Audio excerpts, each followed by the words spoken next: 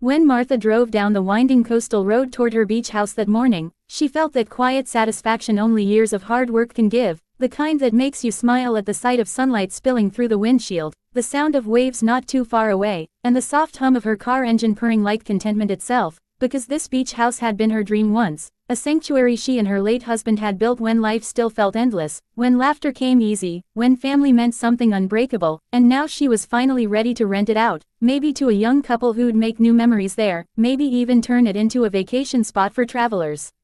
The real estate agent had called early that morning to confirm their meeting, and Martha, being the careful, detail-loving woman she was, decided to drive down herself instead of just handing over the keys. The road curved along the ocean, shimmering blue on one side, memories on the other. She smiled faintly as she remembered her daughter, Emily, running along that same beach as a little girl, laughing, chasing gulls, hair tangled in the sea wind, back when love was simple and her husband was alive. But lately, Emily hadn't been laughing much. Her marriage had turned heavy, tense, her husband, Paul, always busy, always working. Martha had heard the excuses. Work trips, client meetings, late nights, but she'd raised 2 children and buried 1 husband. She knew what lies sounded like when they were dressed in polite words. Still, she never said a word. You don't break your daughter's illusion of happiness until it breaks on its own. She parked in front of the beach house, her heart swelling with nostalgia, the salty breeze brushing against her face, her keys jingling as she opened the gate. Everything looked just as she'd left it. White fences, rose bushes now blooming wild, the front porch slightly weathered by the ocean wind. She smiled, stepped inside, and froze. Laughter, low, unfamiliar, coming from the living room. She frowned, thinking maybe the agent had arrived early, but then she heard another sound, a woman's voice, giggling, hushed, intimate. Martha's stomach tightened as she walked further, her heels soft against the hardwood floor. The scent of expensive cologne mixed with something floral filled the air. Then she saw it, her son-in-law, Paul, lounging on her couch shirtless, with a young woman curled up beside him, sipping wine like they owned the place. The sight knocked the breath out of her. For a second, she thought maybe her eyes were playing tricks on her, that maybe it was just someone who looked like him, but then he turned his head, smirked, and their eyes met. The smirk vanished. Martha, he started, standing abruptly, grabbing his shirt, this isn't what it looks like. She laughed softly, bitterly. Then tell me, Paul, she said, voice trembling but sharp, what does it look like? The woman beside him scrambled to cover herself, mumbling something about leaving, but Paul waved her off, arrogance seeping back into his voice. Look, I was just here for a few days. Needed a break. Emily knows I travel, for work. Martha cut in, her voice low and dangerous. Yes, for work, he snapped, glaring. If you want to tell her something, go ahead.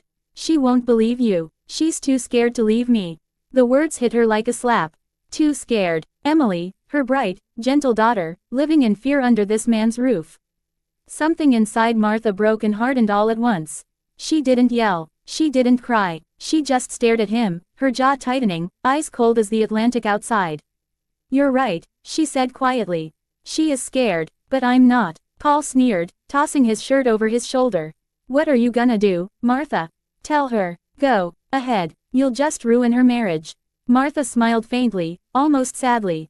No, Paul, you did that yourself. Then she turned, stepped out onto the porch, and made one call, not to her daughter, but to someone who could destroy him without a sound.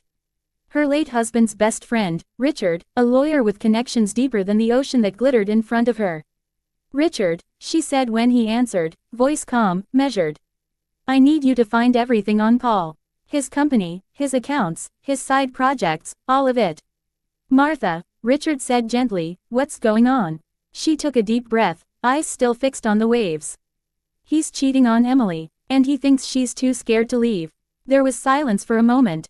Then Richard's voice, quiet but firm, I'll handle it. Over the next few days, Martha moved like a ghost, smiling when she had to, playing along when Emily called to ask how the house visit went. Lovely, she said softly. Just lovely. But at night, she stared at her phone, waiting for Richard's updates. They came in pieces, bank transfers, hotel bookings, fake invoices, offshore accounts. Paul wasn't just cheating on Emily, he was stealing from her too. Emily's inheritance, tied up in a joint investment fund, had been slowly drained into accounts in Paul's name. Martha's heartbreak turned into quiet fury. She waited, carefully, until everything was ready. Then one evening, she invited Emily and Paul for dinner. The table was set beautifully, candles, silverware, soft music, the way she used to set it when family still meant something. Paul looked uneasy but smug, his mistress probably waiting somewhere on standby. Emily, pale and quiet, smiled faintly, unaware of the storm about to hit. Halfway through dinner, Martha stood up, walked to the side table, and pulled out a folder. "I have something to show you both," she said, her voice calm. Paul's eyes narrowed. "What's this?" "Your future," Martha said softly. She laid out the papers, bank records, photos, emails, signed hotel receipts. Emily's fork clattered onto the plate. Her face went white, tears welling as she whispered, "Paul, what is this?"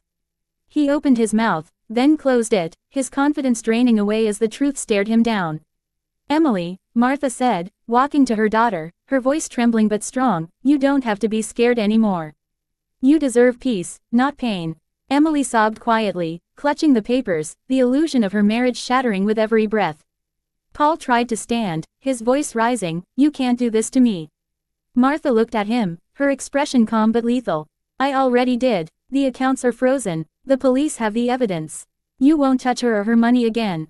He stared at her in disbelief, realizing too late that the woman he'd mocked as harmless had just ended his carefully built empire. The next morning, Paul was gone, arrested on fraud and embezzlement charges. Emily stayed with her mother for weeks, broken, healing slowly, learning how to breathe again. Martha didn't gloat, didn't celebrate. She just sat by the ocean some evenings, remembering her husband's words, "Protect them even when they don't know they need it." Life moved on, quietly but firmly. The beach house was finally rented, to a kind couple expecting their first child. Emily found a new job, new strength, even a new smile. And Martha, watching the waves roll endlessly to shore, felt something she hadn't in years, peace.